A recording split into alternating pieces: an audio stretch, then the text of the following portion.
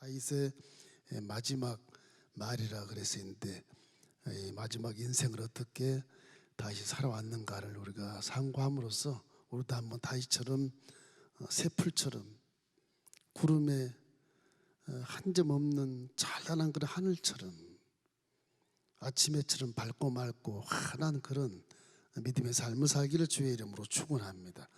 상징 그림을 하나 그리고 말씀을 공부하겠습니다.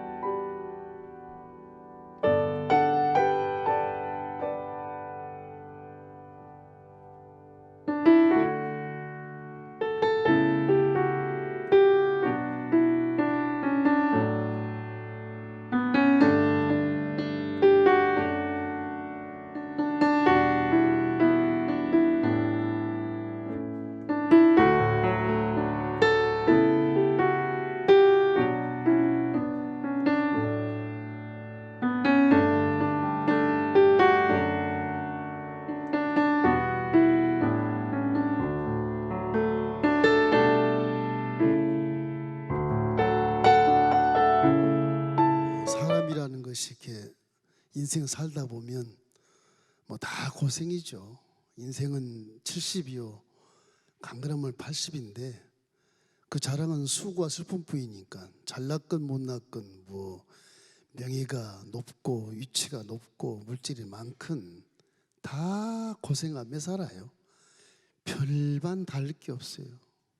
잘났다고 뽐내도 그 속에 들어가면 기가 막힌 인생이 있고 그래요.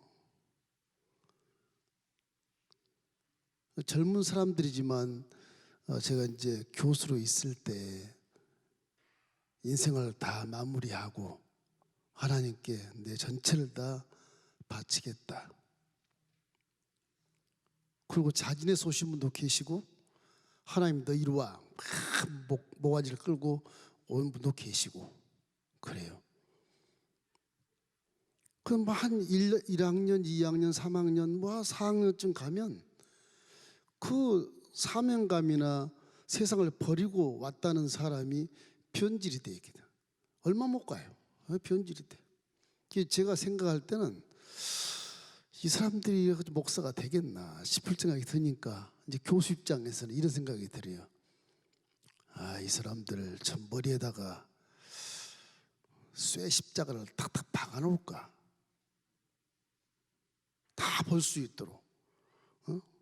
불교는 그런 의미에서 상당히 좋은 점을 갖고 있는 것 같아.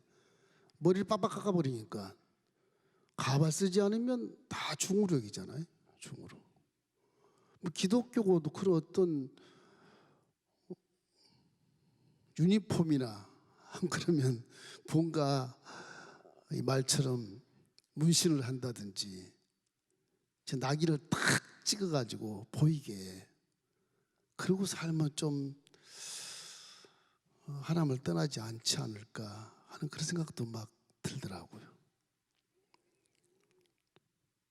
그 인생이라는 게 참 누구 휘하에 사느냐에 따라서 운명이 바뀌는 것 같아요. 그 사람은 희한하게 내가 제일 잘났다고 살거든요.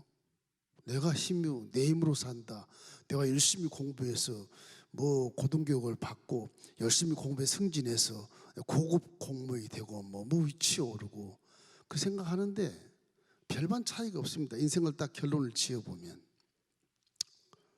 무엇이 문제냐? 창조주를 찾는 사람이 가장 훌륭해요. 이게 성경 전체를 다 들춰봐도 마찬가지예요. 그래서 솔로몬이 말한 것처럼 인생 살아보니까 나는 누구보다도 부경을 많이 누린 자고 경험한 자인데 내 가문이 무슨 가문이냐? 유다 지파에 내 아버지는 왕 중에 왕인 그런 아버지 내 아버지였는데 나보다 더 좋은 거 없으면 나와봐. 그렇게 외친 그가 결국은 나이 많아서 인생을 딱 이렇게 결론을 내릴 때 내 말 다 들었지? 다 들었으니까 딱 결론 하나입니다. 하나님을 경외해라. 그러고 하나님을 경외한 그 하나님의 말씀에 대해서 순종해라. 이것이 사람의 본분이다. 동물 본분이 아니에요. 이게 짐승 본분도 아니고 사람의 본분이라 이렇게 말하잖아요. 그래서 이 사람이 살아가는 동안 내 마음의 정체성, 이 정체성이 굉장히 중요한 것 같아요. 셀프 아이덴티티라 그러는데 이 정체성이라는 게 무슨 뭐 남녀 간의 아이덴티티 그런 게 아니에요. 그냥 셀프가 딱 붙어요. 내 자신의 여자가 남자가 됐든 간에 자신의 아이덴티티, 정체성이 바로 서야 된다. 그것이 이제 다윗의 아주 중요한 그런 지론입니다. 다윗은 이렇게 당시의 정체성을 찾기까지 엄청난 방안을 하잖아요. 여러분의 정체성은 뭔가 한번 생각해 볼 필요가 있어요. 정체성. 좀 어려운 말 같은데 어려운 게 하나도 없어요. 정체성. 정체성을 가져요. 다윗은 이 정체성이라는 게 없어요. 거의. 그럼 뭐 그냥 하나님 시킨 대로 하다가 보니까 나중에 이제 보니까 정체성이 생긴 것인데 다윗이 누굽니까? 뭐 이세 집이 그렇게 부자도 아니에요. 그저 베들레헴의 조그만 마을에 사는 그런 시골 아저씨거든요. 거기 아들들이 참 잘났어요. 7 아들이 잘났거든. 한 아들인데 이상해. 생긴 것도 다르고 얼굴도 붉고 키도 적고 주우다 키운 애 같이 그런 아들이 하나 있단 말이에요. 그게 다윗이거든. 다윗. 뭐 형들은 가서 문무를 겸비한 그런 뭐 엄청난 그런 고등교육을 받아가면서 장군감으로 이렇게 사우랑 밑에서 더 이렇게 군대 참모를 이렇게 있는 거예요. 아들은 맨 막내 이 데려온 아들처럼 보이는 걔는 그냥 양치기 하고 양치기. 그런데 하나님이 그 양치기를 대다가 사무엘 선지자를 통해서 기름을 부음에 장차 왕이 될 사람이라고 그러니 사무엘도 고개가 좀 그렇고 하나님 왜 이러시지? 사무엘아, 사람은 외모를 보거니와 나는 중심을 보느니라. 성경 보면요, 신약에만 그런 게 아니에요. 사도 바울, 나는 약한 것을 자랑하겠다. 사도 바울이 어떤 사람입니까? 엄청난 최고학부를 나온 사람이고 이 나라의 어떤 대표자의 국회의장도 되는 그런 위치에 있는 사람인데 랍비고 선생님이신데 구약에 능통한 그런 아주 지식이 충만한 자인데 그가 나는 약한 것을 자랑하노라. 외모는 굉장히 훌륭한데 왜 약한 것을 왜 자랑하는데? 왜? 구약에 하나님의 속성성 그대로 연결되어 있는 거예요. 지금 하나님은 약한 것을 들어 사용해서 강한 자를 부끄럽게 한다. 왜냐? 안 맞는 것 같잖아요. 이하면 강한 자를 해서 세우시지 뭘 약한 자를 꼭 들어서 그렇게 하려고 그래. 그렇게 생각할 수 있지만은 죄성이 있는 인류는 이게 강하거나 교만한 자를 들어 사용하기 힘들어요. 지 잘났다고 하니까 다 영광 취해버리니까. 그래서 오히려 나약한 자를 들어서 사용하면 기적이 나타나면 저는 나약한데 뭐 저런 일 할 수 없을 텐데 이상하다. 그럼 뒤에 하나님이 계시구나. 인정할 수 있도록 약한 것을 뒤에서 이렇게 드러내면서 하나님이 거기서 나타나시는 거거든요. 그래서 사도 바울은 약한 것을 난 자랑하리라. 그 말이 약한 곳에 하나님 능력이 나타난다. 그 바울의 지혜로운 그 말이 우리에게 굉장히 은혜가 되는 거예요. 뭐 약한 자를 힘을 주기 위해서 소망을 주기 위해서 뭐 약한 자야 너 뭐 실망하지 말아라. 너는 교만한 자보다 더 크게 쓸 수 있어. 그런 의미가 아니에요. 하나님 앞에서 약함을 표시하고 겸손함을 표시하면 하나님이 사용하기에 참 합당한 자라는 거예요. 그러니까 교만하지 말라는 거예요. 그 근거는 어디 있냐? 사탄 마귀가 교만하니까 하나님이 교만을 제일 싫어하는 거예요. 이게 따질 거 없어요. 난 잘한 거 못한 게 없는데 왜 나보다 교만하다 그럽니까? 그렇게 따질 필요 없어요. 사탄이 교만해서 하나님을 폐역했으니까 하나님은 교만한 걸 싫어해. 왜? 창조주인데 만든 자 앞에서 네가 감히 나하고 비교? 이런 대적하는 원수기 때문에 그 사람 인품이 좋고 뭐 해도 교만하면 하나님은 사용 안 해요. 그 다윗이 고백하는 걸 보면 참 솔직한 게 얼마나 솔직한지 몰라요. 다윗은 그렇게 왕이 돼도 주여 나는 부족합니다. 눈물 뿌려 회개를 하고 왕이 됐는데도, 통일하고 왕이 됐는데도 그 다윗의 모습을 보면 그 심성이 변하지가 않아요. 꼭 십자가를 머리에 팍 박아놓고 백성 앞에 다 있는 것처럼 보여요. 자기 지조가 이렇게 안 바뀌어. 그 정체성이 그대로 나는 하나님의 종이다, 그런 개념으로 살아요. 그러니까 정치를 해도 공의롭게 하고, 우리 왕이 왜 저 모양이야? 그래도 그냥 공의롭게 하는 거예요. 모든 사람이 다 평등하게, 약한 자도 상을 받고 뭐 일 잘한 자도 상을 받고 하는 그런 일호를 통해서 이렇게 다윗 왕이 치르했기 때문에 하나님의 손에 붙잡힌 자처럼 연단 받아도 하나님이 날 연단시키시는구나, 그렇게 돼. 저 원수가 나를 죽이려고 쫓아오는데, 아니 장인이 사이를 죽이려고 쫓아오는데도 와, 하나님, 나는 하나님이 기름 부음 받은 우리 장인이 나를 죽여도 내가 죽을지언정 절대는 안 죽이겠습니다. 누가 그러겠어요?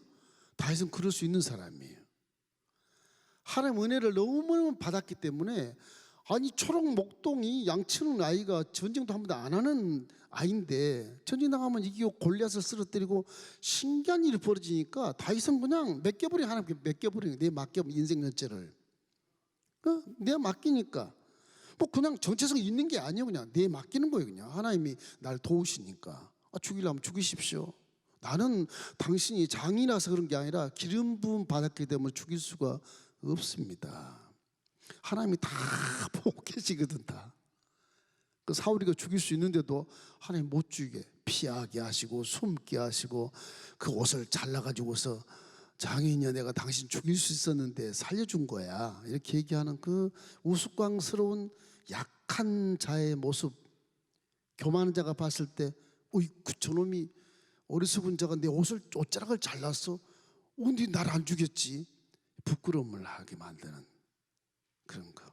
이 하나님 모습 사용하는 자의 그 정체성이라는 게 뭐 내가 잘났다 그런 것보다 하나님을 경외하는 정체성, 이게 가장 중요한 겁니다. 하나님을 더 사랑하시길 주의 이름으로 축원합니다. 이것을 신약에 와서 어떻게 해석해야 돼요? 신약에서는 다윗보다 여러분을 하나님이 더 사랑한다는 것을 믿으시길 주의 이름으로 축원합니다. 다윗은 백성이요, 하나님의 사용 왕일 뿐이야. 여러분은 하나님의 딸이야, 아들이야. 믿습니까? 누구를 통해서? 예수를 통해서. 그럼 우리는 다윗을 지금 공부하면서 내가 깨닫는 거예요. 지금 이야, 이게 백성 보고 왕자 공주가 깨닫네. 이 창피한 일이거든요. 창피한 일, 어떻게 보면, 그죠? 창피한 일이거든요. 다윗이 왕이라 그렇게 대단한 것처럼 보이지만 그렇죠, 여러분보다 더 못해요, 어떻게 보면. 근데 그 정체성은 저와 여러분보다 훨씬 훌륭한 분이다, 그 정체성이. 이래서 다윗의 자상을 알기까지 얼마나 비참했는지 몰라요. 다윗이 이 막내 아들, 8번째 아들은 아들 축에 들어가지도 않아. 사무엘이 이세요, 이 아들이 7이 다요. 글쎄요, 저 밖에 17살짜리 양치는 목동이가 하나 있는데 그 네 아들은 아들이요. 무슨 소리야 도대체? 불러와봐. 저 다르크드 7 아들하고는 전혀 다른 아이가 왔는데 그게 아들이라니. 서자해, 서자. 그래서 사람 축에도 들지 않는 사람을 하나님이 이렇게 기름 부어서 왕을 세웠다는 데 대한 그 감격은, 이건 뭐 생명은인이 아니라 이건 뭐 어마어마한 감격을 주고, 그냥 죽으라면 죽어야 되고 그런 잘하는 걸 자기가 아는 거죠. 저 시골에 삽니다. 저 땅끝 해남내 고향인데 저 어릴 때 자랄 때도요, 딸들은 취급을 안 해서 죄송합니다만 딸들은 우리 양반 가문의 딸들을 이렇게 뭐라 그럴까, 사람 취급을 안 한 것처럼 그렇게 비하를 했었어요. 그 당시에 남존 여비 사상 시대니까. 제가 나이가 꽤 몇백 살 먹는 것 같은 생각이 드는데 세월이 그렇게 많이 갔어요. 그게. 지금도 제 여동생들은 섭섭해 생각해요. 이제 사회가 확 바뀌어 놓으니까. 우리는 오빠만 쌀밥 먹고 우리 딸들은 다 보리밥 먹어. 사람 취급을 우리는 당하지 않았어. 막 오빠들 앞에 섭섭한 생각을 지금 돼요. 60이 넘어도. 그게 이게 안 잊어버리나 봐. 이게 세월은 그때는 그때 세월이고 지금 세월인데도 얼마나 이게 억울하고 막 섭섭한지. 어머니 지금 99세인가 그래요. 제 어머니. 어머니 앞에 가서 왜 딸들은 이렇게 그래놓고 막 그런, 내가 그런 거 아니다 그래도 살아계신 어머니한테 이렇게 섭섭한 얘기를 하거든. 사람이니까 그럴 수 있죠. 그 다윗을 보면 하나님을 믿어버리면 그게 다 해결되는 거거든. 사실은 하나님 믿어버리면 오빠가 쌀밥 먹든 말든 무슨 상관이야. 하나님만 다 믿으면 되는 거. 사람이 이렇게 현상세계 살면서 비교시감서 이런 것들이 나에게 스스로 막 갈등을 느끼고 스스로 상처를 받고 스스로 이렇게 병이 들고 그런 게 너무너무 많습니다. 어떻든 간에 다윗은 이렇게 참 비참한 그런 삶을 살면서도 하나님 은혜 때문에 결국 많은 연단을 받아가면서 이제 어린이 돼가면서 왕위까지 올라가거든요.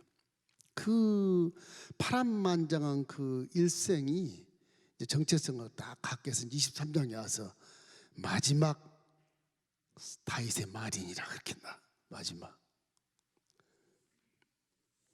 여기 보면 이제 다윗의 정체성을 말하는 게 나와요. 그래서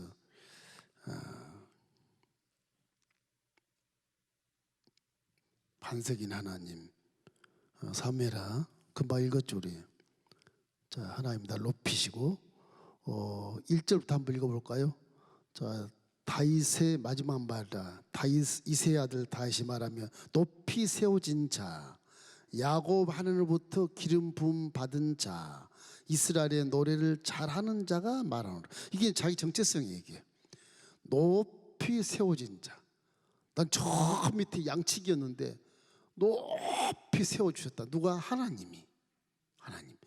그 나를 기름을 부었다. 형들 일곱이 다 지나갔는데 나 같은 사람들이 기름을 부었다는 그게 정체성이야. 난 하나님 거구나. 하나님 나를 다 기르시고 다 날 아빠 엄마가 다 기르셨는데 하나님이 다 기르셨네. 그런 거야. 딱 하나님 주신 은사가 하나 있어. 노래를 잘해. 노래를. 요즘에 대중가요 잘해갖고 무슨 뭐 트롯이니 뭐니 그게 나오더구만. 노래를 잘해. 그 노래를 하나님께 찬양을 드리는 거예요. 하나님을 찬양을 좋아하시는. 여러분도 다 우리는 하나님이 우리를 지음 받을 때 이사야 43장에 있는 말씀처럼 이 백성은 내가 나를 위해 지었나니 나에게 찬송을 부르게 하려 함이라 그 말씀이 나와요. 이사 선지자에게. 사람을 본래 창조할 때요 이렇게 말하고 막 대화하고 그렇게 지금 같지가 않아요. 명령하면 예 그런데 찬양을 하고 찬양. 여러분 용어이다. 찬양은 악기라고 생각해 보면 찬양만 하고 노래하면 사람이 싸우지 않습니다. 노래하는 사람들 다 선해요. 노래를 좋아하는 사람들. 이 감성이 있어 이게. 그래서 말이 없이 그냥 노래하면서 살았으면 전쟁 안 일어날 것 같은 느낌이 들어요. 성질이 급해도 노래하면 그 성질이 참을 수 있을 것 같아요. 천천히 노래하면서 내 감성을 노래로 이렇게 상대에게 대화를 해본다고 생각해 봐요. 싸울 사람 하나도 없어. 내가 지금 화가 난다 그래도 막 얼굴 붉게 한다 하더라도 천천히 노래로 하니까 노래 소리가 얼마나 좋아요. 그 화로 들리겠습니까? 화목하게 들리지. 그런 생각이 듭니다. 그래서 여기에 이제 사울로부터 이렇게 벗어난 후에 자기 가치를 찾게 되는데 여기서 이제 무슨 높이 세우는 자, 뭐 왕이나 부자 그런 뜻이 아니에요. 그런 게 아니고 다윗만큼 이렇게 하나님 앞에 선 사람이 없다 그런 뜻이에요. 그런 뜻. 오늘 하나님 높여주셨지만 자동적으로 하나님이 높여주신 것이지만 그래요. 야곱의 기름 부음 받. 왜 야곱이 저기 나올 거야? 야곱이 고생 많이 했거든요. 죄 한 번 짓는 바람에 막 20년을 고생하거든 야곱이.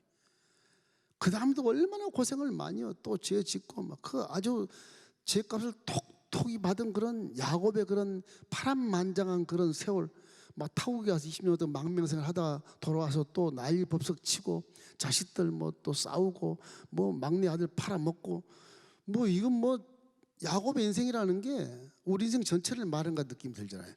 야곱처럼 그런 내가 연단을 받은 사람이다 그런 거예요. 하나님이 다 그 뒤에서 이렇게 야곱의 일생을 쭉 이렇게 보호하면서도 연단을 막 주면서 깨지게 하는 이 사기꾼아 정직해라 막 깨니까 야곱의 일생은 막 계속 깨지는 안 깨지니까 그냥 장애인 만들어 버렸잖아요. 쩔뚝쩔뚝. 그러고도 안 깨져. 그러고도 사람이란 그러고도 그런 정도의 그런 믿음을 다시 지금 설명을 하는 것입니다. 자기 존재를 이제 찾았기 때문에 더 이상 할 말이 없다. 내 부끄러운 각오도 이제는 내 자신을 찾는 과정이었다는 것을 설명하는 거예요. 내 지나간 세월 지금 71세에 죽거든요. 다윗이 지금 70세쯤 됐어요. 70세쯤. 내 70년 세월이 살아보니까 나 이렇다 지금. 내 부끄러운 각오 얼마나 많냐. 미투에 걸려가지고 부하도 죽이고 이건 죽일 왕이 돼서 내 회개에서 지금 살아난 건데 이거 뭐 아들놈이 또 막 그냥 대적을 하고 뭐 아들이 그냥 자기 딸을 또 막 이렇게 강간을 하고 뭐 이거 뭐 풍지박산되니 이 콩고물 같은 이런 가문에도 날 살려주자고 지금까지 왕으로 버티고 있다 지금. 다 이게 부끄럽지만 내 정체성을 찾는 것이다. 무슨 정체성? 하나님이 내 아버지라는 정체성. 나는 다 실수해도 남은 실수 안 할지 몰라. 나는 계속 실수하고 얻어맞고 이러고 왔는데 그래도 내 아버지는 나를 이 자리에 높여주시고 기름을 부어주시고 야곱처럼 연단을 주고 막 파란만장한 세월을 지나고 왔지만 나는 그래도 찬양하고 노래하고 있지 않느냐. 그런 거거든. 하나님께 내 맡기는 그런 일생, 셀프 아이덴티티, 자신의 정체성. 내 아버지는 하나님이시다. 하나님을 벗어나서 살 수 없는 다윗의 모습을 이렇게 보여줘. 시편 103편 1절로 5절에 보면 그래요. 내 영혼아 야훼를 송축해라. 그것은 감히 아버지라고 못 부르거든요. 야훼란 말도 부르기 힘든 시대였었어요. 예수 믿기 전 1000년 전이니까. 근데 그 십자가를 노래하잖아요. 내 영혼아 야훼를 송축하고 내 속에 있는 모든 것들아 야훼를 송축할지어다. 저간의 모든 병을 고치시고 내 모든 죄를 사하시고 내 생명을 파멸해서 속량하셨으니 와 내 청춘을 독수리같이 새롭게 하신다.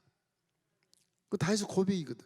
그래서 시편 23편이 중요하잖아요. 야훼는 나의 목자시니 내가 부족함이 없으리로다. 무슨 부족함이 없어. 못난 자식 서자에다가 뭐 생긴 것도 그런 데다가 물론 예쁘단 말도 있어요. 성경에 뭐 준수하단 말이 있는데 왕이 되니까 그렇게 보이는 것이지 지금. 그 부족함이 없다. 그가 나를 푸른 초장과 실마를 물과 인도하시는 분이 바로 내 하나님이시다. 아버지란 말은 감히 못하지만 신약시대 와서 저와 여러분은 아버지란 말을 하잖아요. 아버지 하나님 주세요. 우리 아저씨라고 안 그래요? 아버지라고 그러지. 다윗 시대는 아저씨 정도 되는 거예요.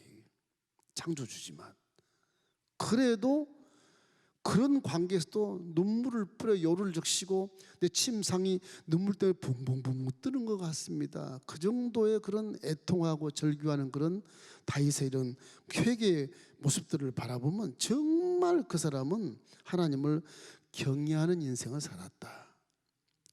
자, 전도서 12장 13절 말씀 읽겠습니다. 이 일의 결국을 다 들었으니 하나님을 경외하고 그의 명령들을 지킬지어다. 이것이 모든 사람의 본분이니라. 그러니까 하나님만을 경외하고 인생 전체를 함께 맡기는 삶, 이것이 다윗의 정체성이라.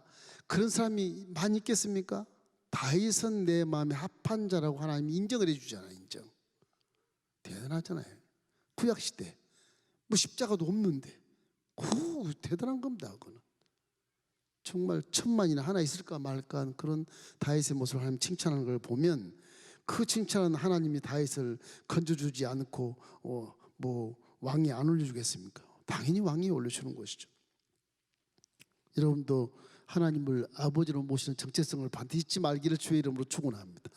이 육신의 아버지도 아버지지만 그 아버지 위에 하나님이 계시다. 그래서 성경을 딱 훑어보면 하나님의 권위가 첫째고 아버지 권위가 둘째예요.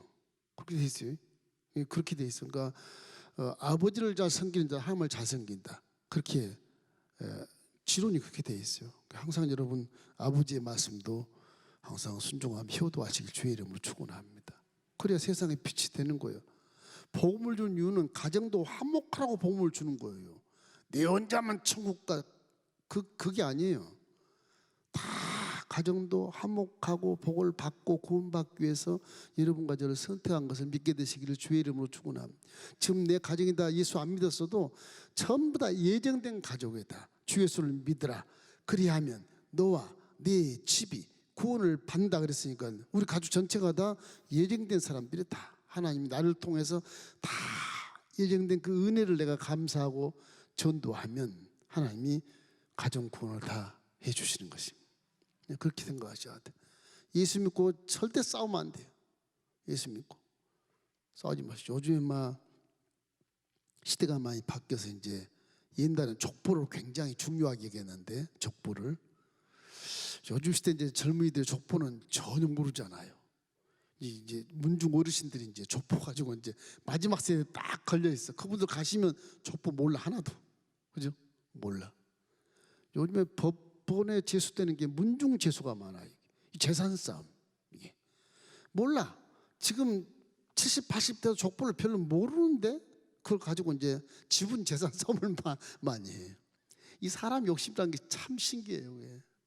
이 시대 끝나면 밑에는 전혀 몰라.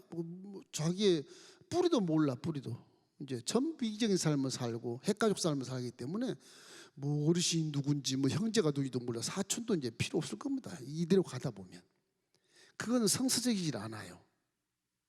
아파트촌 자체도 성서적인 마을이 아니고 이렇게 사는 게 아니에요. 대문 활짝 열고 이웃과 함께 날마다 바라보며 더불어 살아가는 것이 이제 성서적인 삶인데 이렇게 첨단 문화가 발전되니까 이게 전부 막 욕심 투기로 막 전락해버리고 이게 뭐 세상이 이게 참 종말이 오는 것은 뻔한 거거든요. 사실은 뻔한 거라니까요. 근데 우리는 그거 좋다고 막 사는데 우리 믿음 안에서는 항상 여러분 하나님의 창조주가 여러분 아버지신 것을 믿으시기를 주의 이름으로 축원합니다. 둘째는 믿음을 가해봐요. 다윗의 믿음.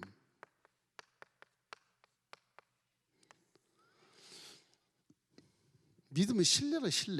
신뢰. 다윗 일생 살아오면서 나는 하나님만을 믿고 살았다. 내가 뭐가 있겠냐. 난 서자 출신에다가 내 아버지 나 사랑하지 않고 들에 던져놓고 살고 공부도 안 시켰고 나는 그냥 두루마기 책 갖다가 양치면서 계속 읽어왔어. 그 읽었던 책의 말씀이 살아가지고 내게 꿈을 줬어. 그 말씀이 살아서 하나님을 위하여 기도를 했어. 향해서. 그거밖에 없어 나는. 그걸 하나님이 보신 거예요. 초록 목동이 들판에서 두루마리 책을 펴고 다 떨어진 거 책을 펴고 하나님 말씀 읽은 거예요. 이게.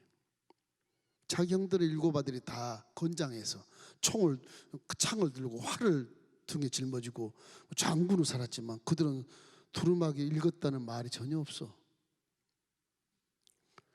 이 다윗은 이 어릴 때 그 모습이 하나님과의 상당한 이런 연관성을 갖고 있어요. 삶 자체가 불쌍해서 그런 게 아니에요.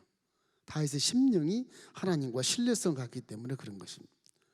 그래서 하나님이 이렇게 피조물로서 그 다윗의 사상이 그래요. 피조물. 여러분도 피조물 사상을 가시오. 피조물. 내가 그냥 태어났다 그러지 말고 피조물 사상을 가지면 믿음이 좋아져요. 아, 나는 잘난 거 없지. 하나님 날 만들었지. 지금 하나님을 바라봐야 돼. 이렇게. 하나님을. 그쪽으로 바라보면 정상적인 판단을 할 수가 있어요. 인생에 대해서. 근데 세상을 바라보면 욕심이 되기 때문에 이게 그릇된 판단이 반드시 나와요. 그건. 반드시 나옵니다. 수수와 방법이 나오든지 사람을 죽이는 그런 음모가 나오든지 계획이 나오든지 참소가 나오든지 항상 그래요. 하나님을 바라보면 참소를 할 수 없어요. 내가 회개해야 되지. 그러니까 하나님을 안 바라보니까 판단하고 정죄하고 비판하는 거예요. 어떻게 보면. 그죠? 하나님 바라보면 감히 누가 정죄를 해. 누가 판단을 하고 감히 뭘 판단을 해. 하나님이 하시오. 다윗처럼 하나님이 하셔야 됩니다. 나는 못 죽입니다. 그렇게 되는 거지 이게. 그죠? 하나님을 안 바라보니까 자꾸 비교식에서 죄 짓고 판단하고 그런 일이 얼마나 많아. 이 믿는 구역 식구 중에서도 얼마나 많아 그런 게. 하나님을 안 봐서 그러는 거거든요. 하나님을 자꾸 난 피조물이구나 이 생각을 하면 내 체면이 좀 손상되고 바보같이 보여도 그래 너 나를 바보로 여겨라 너 잘났구나 그러고 그냥 하나님께 기도하면 되는 거예요. 그럼 싸움이 안 생겨. 내가 바보라고 딱 덤비면 싸움이 생기잖아요. 그 둘 다 망해요. 망해. 그 믿는 자가 모르는 자를 구원하기 위해서라도 참아주는 것이 기독교인. 이 인내가 얼마나 이게 힘든지 몰라요. 인내라는 게. 오늘 또 길게 참아요. 저는 귀에 딱 들어오면 말고 계속 참는 거예요. 그 기도하는 거예요. 안 그러면 금식이라도 해. 그럼 내가 나를 참아지게 되고 상대는 변화가 되고 그래. 다윗처럼 똑같이 할 수 있어요. 여러분도 똑같이 할 수 있어요. 내가 참고 기도 막 하면 다윗처럼 저쪽 사울 왕을 하나님이 알아서 이렇게 내가 기도하면 그것이 하나님 관계거든. 우리 관계 하나님이 다스리는 방법이고. 그래도 전화해가지고 어제 뭐라 그랬어 막 하는 마냥 1시간 전화하고 우리 만나서 또 얘기해. 그러면 무슨 말이 그렇게 할 말이 많은지. 그 참 내가 피조물이라는 사상을 안 갖기 때문에 그래요. 지금 아버지가 훤히 보고 계시는데 지금 안 본다고 생각하니까 하나님도 속일 수 있지 않을까 이런 이상한 생각을 하는 겁니다. 그 다윗은 여기서 이래요. 온 우주를 만드셨다. 해와 달과 별들을 만드셨다. 그래서 우주 만물을 다 만드신 그 앞에 내가 누구냐? 내가 누구냐? 와 나는 벌레입니다. 그래요. 나는 벌레 같은 존재입니다. 벌레 같은 존재. 비행기에서 이렇게 내려다보면 자동차도 이만하게 보이잖아요. 쥐새끼보다 더 적어요. 그 속에 사람이 다 있어. 그 속에 그 티끌 같은 존재. 무엇이 잘났길래? 무엇이 잘났길래? 근데 하나님은 티끌 같은 존재 속에 영의 분신이라서 그냥 직통으로 봅니다. 직통으로. 그냥 현미경으로 보는 것처럼 그냥 확대해서 봐요. 하나님. 우리 눈으로 봤을 때 저렇게 티끌 같은 존재에 내가 뭘 잘났다고 이렇게 깨닫는 것이 중요하지만 하나님은 그걸 다 보고 계신다. 성경에 보면 욥이 하나님을 찾을 때 애를 써요. 욥은 동방의 의인이고 악에서 떠난 자고 동방의 거부거든요. 왜 거부냐? 믿음이 굉장히 좋고 욥이. 그런데 하나님 앞에 이 마귀가 나타나서 하나님 저 동방오수 욥이 뭐 잘나서 하나님 믿는 줄 압니까? 왜? 저 제사를 한번 걷어가 보십시오. 믿나? 하나님의 배반하고 가버리죠. 그래 이놈아 네가 한번 욥을 한번 시험해 봐라. 그 욥이 하루아침에 박살나거든 이게. 그것도 욥은 속으로는 좀 원망 있고 좀 불평이 있었으나 입으로는 얘기 안 해요. 마귀 몰라 입으로 얘기 안 하면. 하루아침에 이거 뭐 재산 다 날리고 종들 다 뺏기고 종들 몇 명이 또 죽고 낙타고 소고 염소고 다 빼앗기고 이거 뭐 들판에서 태풍이 불더니 우리 아들 딸 10명을 송두리째 그냥 지붕이 내려앉아고 다 몰살시켜버리고 이 부인은 이거 욕하고 죽으라 그러고 하나님 욕하고 죽어버리라 그러고 또 가출해버리고 나는 이제 악창까지 나가지고 이거 기와장을 뜨뜻 긁으면서 온 전체가 수용이 돼가지고 죄를 날리면서 일이 있으니 이 참 노숙자보다 더 못한 이 현상세계에서 내가 뭐라고 해야 될 것인가.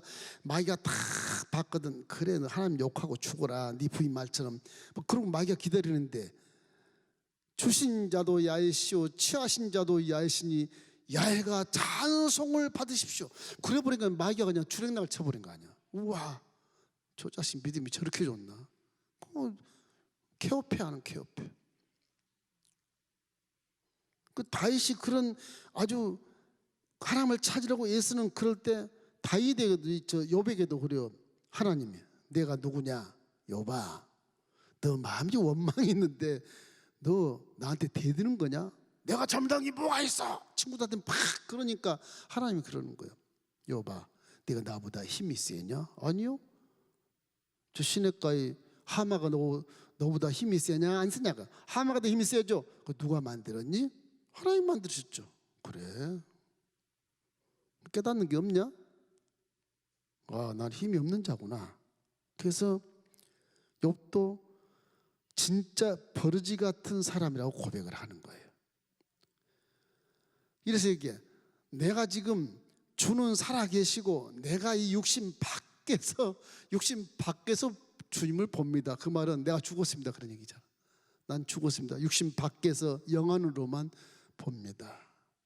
그래서 이제 난 이제까지 눈으로만 죽게 대하여 보았는데 이제는 마음으로 믿었는데 눈으로 이렇게 배웁니다. 그러죠. 그만큼 이제 신앙이 성장되는 거예요. 마음으로만 믿은 것은 완벽하지 못하잖아요. 눈으로 보는 그런 역사가 나타난다. 그 연단 때문에 다윗이 이거 안 보이는 하나님을 아버지로 믿었는데 이거 믿음 자체가 합당하려면 이거 눈으로 볼 정도로 믿어야 되겠는데 다시 수많은 연단을 받으면서 이제 욥의 경지까지 못 올라갔지만 그래도 이렇게 순수한 경지 속에 들어왔다. 어린아이 같은 피조물의 사상의 경지에 들어와 있다는 것을 우리가 생각할 수가 있어요. 요즘에 이제 코로나 전에도 그랬지만 우리 유치부, 유년부, 이제 교회학교도 유년부도 초등부 언니들이 뭐 수련회, 야외 수련회 우리 야외 갑시다 막 그러니. 그 전에 유치부 때는 목사님 앞에서 찬양 한번 해봐. 내가 찬양할게. 막 하잖아요. 유년부쯤 되면 이게 이제 머리가 돌아. 어른 되면 쪽팔려 찬양은 못해요. 얘가 그래. 우리 수련회도 언니들처럼 야외 가서 놀았으면 좋겠어. 이래. 그래서 사람이 순수성이 변질이 되면 이상한 행동이 나와요. 이상한 행동. 막 계산하고 주위 사람과 비교하게 되고 뭐 그러는 거죠. 좀 자존심 상하면 막 싸우게 되고 애들이 다 그렇잖아요. 우리 심령이란 게 그렇게 참 변질되기 쉬운 것이거든요. 변질되기 쉬워요. 신학대학 4년 나와도 이제 여의도 순복음교회 공개 채용심이 있어요. 크니까 딱 들어가면 처음에는 기가 막히게 해요. 한 1년은 잘합니다. 야, 그런 종이 없어. 아주 깨끗하고 정직하고 순진하고 하나님 말씀에 100% 순종한 것처럼 아주 집에 텔레비도 탁 꺼버리고 어떤 애는 텔레비 던져버리고 팔아버리고 안 봐. 진짜 종이 가지고 살아요. 2년쯤 되면 텔레비 다시 사들어와. 이제 3년쯤 되면 옛날 사고방식과 옛날 성질이 나와요. 그 제가 경험할 때는 교육자로서 여의도께 졸업한 지 한 3년쯤 돼서 딱 교구실에 가보면요, 과학이 아니에요. 저 전도사가 저랬었나? 깜짝 놀라서 가요. 물론 제가 들어가면 전혀 안 그렇지. 금방 둘이 싸워놓고 머리카락 잡고 싸워놓고 내가 봤는데 가면 다 교수님 오셨어요. 막. 그런 거거든 이게. 제가 보고 말 한마디 하면 안 되니까 완전 위장하는 거예요. 그 사람 마음이 이게 이제 미국 같은 데 가면 이래요. 이제 교포들이 하는 말이에요. 한국 사람은 3년을 못 가. 그 얘기를 해요. 외국에 나왔으면 너무너무 반갑잖아요. 한국 사람 만나요. 엄청 반갑잖아요. 반가운데도 3년을 못 간대요. 그 배반하는 것이. 사기를 조심하라 그러더라고. 에이, 그럴 수가 있어. 여기까지 와서 무슨 사기를 쳐. 같은 나라 사람이. 같은 나라 사람이니까 말이 잘 통해서 사기를 친대요. 영어는 잘 못하니까. 미국 가면 전부 다 장관이에요. 장관 다. 저는 육군 대장이었습니다. 뭐 별자리 하나 했습니다. 뭐 그러면 꽤 많아요. 별이 그렇게 많은지 모르겠어. 그만큼 거짓이 많아요. 신기하다니까요. 크리스찬입니다. 그러고 살아요. 그 사회가 그렇게 만드는 건지 모르겠으나 하여튼 믿음 자체가 그렇게 된다. 이렇게 순수성. 다윗도 이렇게 어린아이를 잊지 않아요. 내가 초록 목동이었을 때 그때를 잊지 않아요. 다윗은. 그 첫 신앙, 첫 사랑의 고백했을 때 여러분도 처음으로 예수를 만나는 그 감동 그걸 잊지 마십시오. 그걸 잃어버리면 신앙이 와르르 무너져 버려요. 저렇게 옛날 걸 자꾸 기억을 합니다. 충격은 충격 잊지 못할 수 있는 일이지만 그때 사기를 당할 때 평생 안 잊어버려. 그게 용서했어도 그 은혜를 생각하면 믿음이 또 추스려져 이렇게. 상암동 월드컵 경기장 그 10만 군중 기도 대성회 할 때 본부장이었거든. 와, 그 진짜 힘들더라고요. 그 모든 행사를 이렇게 지시하고 계획하고 다 주관해야 되는데 이게 조그만 머리로 이게 가능하겠어요? 기도밖에 없는 기도밖에. 비가 막 억수로 내는데 그 운동장 한복판에 강당 그 한 도청만 하고 전부 만드는 강당에 올라가서 소파고 뭐고 전부 비 오니까 이제 그 다음날 아침에 이제 행사를 해야 되는데 비닐을 참 뒤집어서 나는 그냥 비 맞고 그냥 거기서 아주 무릎 꿇고 밤중에 기도를 했는데 감기 들어가지고 그냥 행사 당일날은 그냥 뭐 일부만 딱 끝나고 가버렸어요. 뭐 도저히 못 있겠는 걸. 그때 그 눈물 뿌린 기도가 지금도 막 생생하거든요. 너 나한테 그때 고백했지. 운동장에서 비 올 때 알았지? 고백했지. 너 그 고백 틀리면 죽어. 그 나하고 약속한 거 안 하면 죽어. 요게 딱 마음에 딱 새겨져 있어요. 이게 그런 그 체험이나 내 실질적인 그런 고백들이 여기에 기억이 돼 있어야 변질이 안 돼요. 다윗은 그걸 참 잘하는 것 같아. 그렇게 서자로 아들 취급도 못 받고 사람 축에도 틀지 못하고 이런 그 참담한 그런 자기의 생활 속에 하나님 은혜 주신 것, 그때 다윗도 고백을 한 것 같아. 나 같은 존재를, 여기 보면 벌레 같은 이 존재를 어떻게 기름을 부어서 높이 세워주십니까? 그러니까 그 고백 때문에 기름 부은 원수 사울을 죽일 수가 없는 거예요. 이게 물론 인간관계 장인 사이 관계지만 그래서 웃기다고 하지만 그러나 자기가 죽인다는데 내가 살려면 죽여야 되지 않겠어요? 근데 그거를 다윗은 하나님 뜻에 맡기는 이런 모습, 참 기가 막힌 신앙이죠. 자, 고백을 들어보세요. 사무엘하 23장 3절 말씀이 있어요. 23장 3절.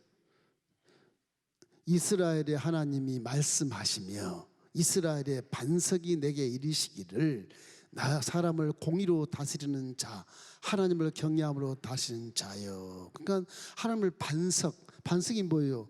흔들리지 않고 항상 단단하고 변함이 없잖아요. 반석은 안 변하거든요. 이렇게 비바람 치고 눈보라가 쳐도 안 변하거든.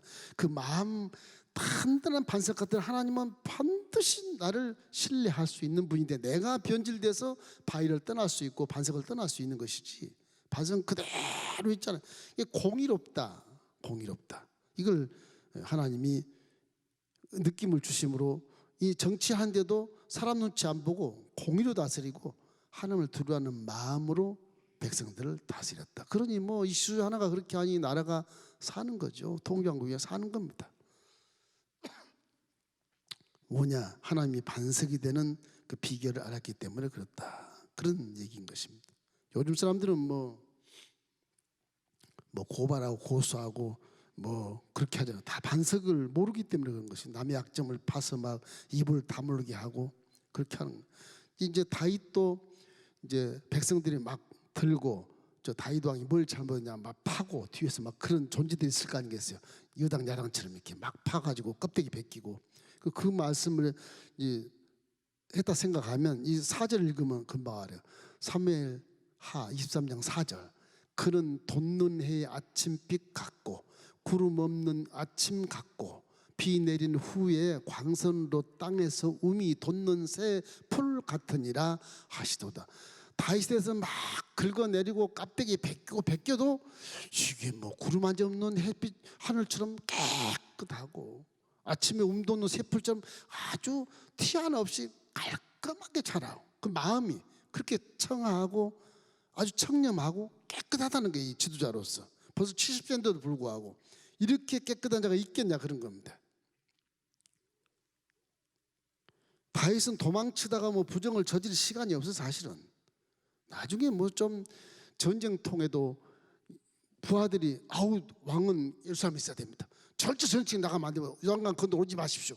그래서 예루살렘 궁에 있었어요. 다윗은 그 부하들 때문에 싸우러 가려고 했는데 거기다가 좀 부하들은 요한강 동편에서 전쟁하지만 여기 예루살렘은 든든하니까 옥상에 올라갔다가 그냥 유혹을 당하고 미혹을 당하는 모습이 있지만 그런 그 미투에 걸려서 문제를 야기시키고 하나님께 막 죽을 찔렀다고 회개하고 이제 그런 연유로 있지만은, 이 다윗이라고 하는 사람은 나는 피조물에 불과하다는 걸 항상 잊지 않았어요. 믿음이 굉장히 하나님과 관계가 좋았다, 이런 걸 생각할 때 하나님이 기름 부음 받은 것에 대해서 항상 말씀을 잊지 않았어요. 기름 부음 받다, 그 말은 말씀, 언약을 얘기하는 거예요. 언약. 기름 부음은 언약입니다. 너와 나와 떨어질 수 없는 관계야, 그런 것이거든요. 여러분도 다 신약 시대는 성령의 기름을 받았습니다. 말씀 전문가는 선지자의 기름을 또 한 번 받지만, 이 신약 시대에 와서의 우리는 다 믿는 자인데 누구든지 만인 제사의 시대에 살기 때문에 다 아들 딸이라 성령을 다 줬잖아요.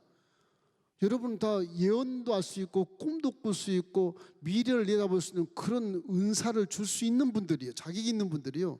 구하면 방언도 주시고, 구하면 예언도 주시고, 구하면 병 고치는 은사를 줄 수 있는 그런 분들이라는 것을 아셔야 됩니다, 여러분이. 구약의 다윗도 선지자, 말씀도 줬지만 제사장, 제사를 드릴 수 있는 그런 자격도 줬고 왕의 자격도 줬잖아요. 구약에는 이 다윗밖에 없어, 세 가지 직분 준 자는. 이번 그 신학에서 저하려면 다윗의 직분을 똑같이 받아요. 왕 같은 제사장. 믿습니까? 제사장은 제사도 지내요? 믿습니까? 그렇잖아요. 또 하나님의 자녀이기 때문에 물론 뭐 영을, 성령을 줬으니까 성령을 통해서 깨닫게 하고 보게 하고 듣게 하고 말하게 하고 예언을 받게 하고 방언도 주시고 다윗보다 더 큰 은사를 줄 수 있는 자격을 갖고 있다는 사실을 알아야 되는 겁니다. 이게 다윗만 뭐 존경한다, 물론 존경해야 되겠지만 우리는 지금 하나님의 아들 딸로서 뭐 우리도 다윗처럼 할 수 있네, 그런 생각을 가지셔야 자신감 있게. 예수 그리스도가 행한 것이 다 그런 것으로 결론이 지어져요. 왕 같은 제사장. 지금 복장 우리가 이렇게 왕처럼 안 입었지만 영적으로 왕 같은 제사장 딱 입고 마귀는 잘 알아요. 가면 피하게 돼 있어요. 틀림없이 내 안에 성령이 계신 걸 믿으면 기도하다가 예언을 받을 수도 있고 환상을 볼 수도 있고 꿈을 꿀 수도 있고 레마를 받을 수 있고 암시와 묵시로서 계시를 받을 수 있고 은사를 받을 수 있는 겁니다. 여러분은 하나님이 가장 사랑하는 아들 딸이기 때문에 여러분의 은사를 주고 싶어서 하나님이 막 기다려요. 안 구해서 안 준 분이 꽤 많아. 주고 싶다 하나님이. 하나님 여러분 사랑하시기 때문에 묵시로 내려오셔서 여러분을 건져주신 것이지, 사랑 안 했으면 뭐하러 내려오시겠어요? 사랑 안 했으면 다 그냥 좋은 말로 끝내버리지. 원창조의 끝처럼 그냥 땅이 혼돈하고 공허하고 흑암 깊음에 이렇게 싹 쓸어버리지. 그래도 하나님은 사랑이시라 마귀 역사를 진멸하기 위해서 에덴을 지은 겁니다. 사실은 에덴을 지은 거예요. 그리고 우리 보고 피조물끼리 싸워서 너 이길 수 있으니까 난 믿고 이겨라, 그런 얘기거든 지금. 그럼 복 주겠다, 그런 것이에요. 그러나 이 세상은 자랑이 수고가 슬픔뿐이니까 우리의 조국 천국 가야 영원한 삶을 사는입니다. 거기 가야 진짜 행복을 누리며 살 수 있는 것입니다. 이와 다윗은 피조물의 사상, 거기에서 믿음을 마음에, 언약이, 기름 부음이 언약이었다. 그래서 언약을 이렇게 중시하는 겁니다. 언약. 이게 기름 부음이에요. 사실은 기름 부음. 언약이 기름 부음이에요. 이 두 가지가 이 사울의 다윗의 그런 믿음을 우리에게 효시해 준 거예요. 사무엘하 23장 5절 우리 함께 읽겠습니다. 내 집이 하나님 앞에 이같이 아니하냐. 하나님이 나와 더불어 영원한 언약을 세우사 만사에 구비하고 견고하게 하셨으니 나의 모든 구원과 나의 모든 소원을 어찌 이루지 아니하시랴. 그러니까 사람들은 수단과 방법을 가리지 않고 좋은 것을 가지고 가지만 이 참 다윗의 고백은 우리에게 굉장한 의미를 부여하고 있어요. 23장 6절로 7절을 한번 읽어볼까요? 그러나 사악한 자는 다 내 버려질 가시나무 같으니 이는 손으로 잡을 수 없음이로다. 그것들을 만지는 자는 철과 창자루를 가지하리니 그것들이 당장에 불살리리로다 하니라. 불살리리로다. 가시는 참 안 좋죠. 성경은 교만을 가시로 많이 표현하는데, 가시. 그 사람 만나면 찔리니까 피해버려요. 교만하면 왕따가 되는 거 사실은. 그러니까 교만하면 찔리니까 안 가, 그 사람한테. 그 가시가 필요한 거 딱 하나가 있는 것 같아요. 옛날에 우리 어릴 때 저희 집에 탱자나무 이렇게 울타리가 있어요. 탱자나무 울타리가 있었는데 탱자 가시가 굉장히 길어요. 이게요. 그 막 찔려요. 그 아버지가 잘라다가 이렇게 텃밭에 놓으면 애들 찔려가지고 피가 나오고 그래요. 그러니까 그 어떻게 하냐? 불 태워버려요. 불 잘 탑니다. 탁탁탁 말려놓으면 기가 막히게 타요. 근데 그 탱자나무 좀 마른 게 딱딱하지, 모처럼 딱딱해. 그 하나 사용할 게 하나 있어. 고동 까먹을 때 다 해서 까먹 기가 막혀요. 이게 쇠 같아. 그 한 가지 이유가 하고 나머지는 다 불로 태워지는 것 같아. 교만이란 건 가시와 똑같아. 가시. 교만하지 말기를 주의 이름으로 축원합니다. 좀 참아주세요. 그냥 내 마음이 속상해도 참아주고 괜히 교만한 것처럼 할 필요가 없어. 괜히 그 쓸데없이 원수를 삼고 그럴 이유가 전혀 없거든요. 오해를 받고 그럴 필요 없는 것입니다. 다윗은 그런 의미에서 가시가 없었다는 것을 고백하는 거예요. 나는 가시가 없었다. 그게 가시가 없었다. 그러니까 나중에 나오지만 뭐 용사들이 많이 있지만은 다윗을 막 해하는 자, 배반하는 자도 있거든. 그래서 다윗은 그냥 넘겨. 하나님이 허락할 때까지 다 넘겨줘. 기다리자. 그러고 네가 나 배반해봐. 네 손에다 기다리자. 넌 날 죽이려고 그래도 절대 못 죽인다. 하나님 내 앞에 있는데 네가 어떻게 날 죽이려고 그러느냐. 다 그런 담대한 믿음을 가지고 기다려주면 그 부하가 그냥 적군에 가서 다 죽어. 그냥 사기쳐서 죽어버리고 저쪽 배반해서 죽어버리고. 다윗은 다 그렇게 해서 영원히 왕이 되는 그런 모습을 볼 수 있습니다. 자, 시간이 없으니까 이제 세 분 만남의 축복. 여러분 사람을 잘 만나시기를 주의 이름으로 축원합니다. 참 이거 그렇게 만남도 하나님이 복을 주셔야 참 그 인생에 이렇게 상처가 적어요. 만남. 이 다윗 왕이 어릴 때부터 이렇게 많은 이제 인생을 연단받고 했기 때문에 위대한 그런 리더십을 가질 수 있다고 봐지죠. 체험을 많이 했으니까. 근데 문제는 뭐냐? 참모들을 잘 둬야 나라가 건강해지거든요. 희한하게 다윗은 참모들도 잘 둬요. 잘 둬요. 물론 이세의 아들 7 아들은 안 써요. 자기 형들은 안 써요. 누나의 아들들 또 사촌 그 써요. 어릴 때 그게 충격받아 그런 건지 뭐 사울 편일에서 그랬는지 큰아들 엘리압이나 이런 아비나답이나 이런 형들 이름은 안 나와요. 이제 누나들 아들들 이런 분들이 많이 이제 주위에 용사로 이렇게 있는데 최고위 용사 3사람이 있어요. 그 사람들이 이름을 보니까 아는 이름이 별로 없어요. 제가 참고 수적을 많이 옛날에 공부해 볼 때 찾아봐도 이 사람들 이름을 사전에도 없어요. 사전에도. 그 최고위급이 3사람이에요. 누구냐 하면 요셉 바세벳. 그래서 요셉과 바세벳 뭐 관계가 있나? 뭐 이런 다그몬 사람, 에센 사람 그렇게 돼 있는데 사전에 찾아봐도 없어요. 이게 오리무지 신학자들도 지금 이게 어느 지역이냐 대충 알겠는데 이스라엘 지역이라 알겠는데 최고의 용사로 첫 번째가 요셉 바세벳 이 사람이 분명치 않아. 어디 출신인지가. 이건 뭐냐? 자기를 나타내지 않고 왕에게 헌신했던 사람이라는 것을 계시하는 거예요. 최고위급인데 요압보다 훨씬 위에 있는 사람인데 성경에 이때가 이럴 때 요압이 굉장히 가까이 있는 국방장으로 여기는데 그 위에 있는 분들이 있었더라고. 우리는 몰랐잖아요. 근데 이게 최고의 3분이 계신데 이 3분들 이름이 생소해. 이게 이 하람 사람이라는 사람 유다의 에브라임 산지라는 그런 지역만 남아있는 산마라는 사람만 약간 알 수 있는 사람인데 그 위에 요셉 바세벳이나 알라살은 이거 아오와 사람이 아오와가 어딘지 몰라요. 지금요. 지역 이름이 말에 변천이 됐는지 모르요. 이 3사람이 있어요. 이 사람들은 이제 우리 고학자를 생각하면서 뭘 생각하냐? 야, 이 최고위급 3 용사는 드러내지 않고 숨어서 마치 국정원 그런 존재들처럼 숨어가지고 다윗의 주변에 이렇게 호위하고 다니는 사람들이다. 근데 보세요. 이 요셉 바세벳이라는 사람이요 힘이 세요. 800명을 죽여요. 혼자 800명을 죽여. 그러면 삼손과 비슷하다는 얘기 한 200명이 부족하지만 이런 사람이 왜 유명하지 않겠어요? 지도 새도 모르게 다윗을 위해서 적을 회파시키는 거예요. 이게 최고위급 용사예요, 성경에서 지금. 그래서 다윗의 가치를 알고 다윗의 믿음을 아는 자로서 신뢰한 용사였다. 하나님이 붙여준 사람이다, 이렇게 볼 수 있는 겁니다.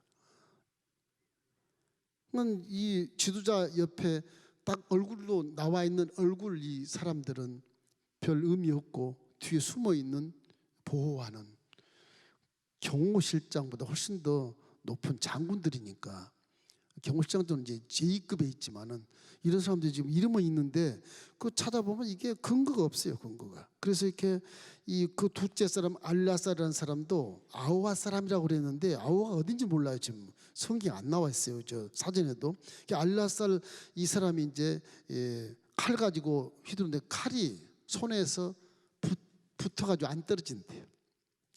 힘이 얼마나 장사한지 칼 들고 계속 며칠이고 싸우는 정도의 그런 힘을 가진 장사들이 있다, 장사. 이분들이 다윗 주위에는 국방장관이 나타나도 뒤에 안 보는 곳에 쫙 진치고 있는 거예요.